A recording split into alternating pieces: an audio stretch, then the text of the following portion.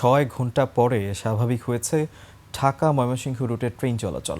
সকাল ৯টার দিকে ময়মনসিংহের গফরগাঁও স্টেশনে প্রবেশের আগে ঢাকাগামী জামালপুর কমিউটার ট্রেনের 4টি বগি লাইনচ্যুত হয়। পরে প্রায় ৩ ঘন্টার উদ্ধার কাজ শেষে শুরু হয় ট্রেন চলাচল। ময়মনসিংহ প্রতিনিধি এস.এম. জাহাঙ্গীর আলমের তথ্য ভিডিওতে বিস্তারিত জানাচ্ছেন মনোয়ার হোসাইন। জামালপুর থেকে ছেড়ে আসা ঢাকাগামী কমিউটার ট্রেনটি ময়মনসিংহ হয়ে গফরগাঁও স্টেশনে ঢোকার ঠিক আগ মুহূর্তে ঘটে এই দুর্ঘটনা। হঠাৎ বিকট শব্দে ট্রেনের ইঞ্জিনের পেছনের 4টি বগি লাইনচ্যুত হয়ে যায়। বড় ধরনের কোনো হতাহতের ঘটনা না ঘটলেও চরম দুর্ভোগে পড়েন যাত্রীরা।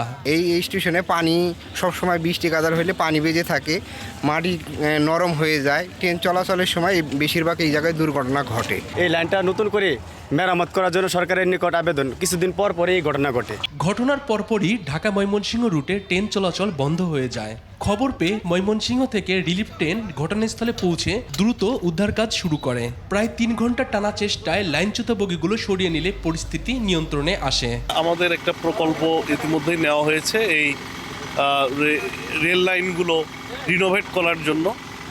আমার মনে হয় যে ওইটা হলে আমরা স্পিড বাড়াতে পারবো।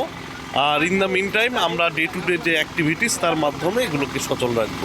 তবে গুরুত্বপূর্ণ এই রেলপথে বারবার এমন দুর্ঘটনায় প্রশ্ন উঠছে রেল লাইনের নিরাপত্তা ব্যবস্থা ও যাত্রী সেবার মান নিয়ে। মনোয়ার হোসাইন, 21 টেলিভিশন।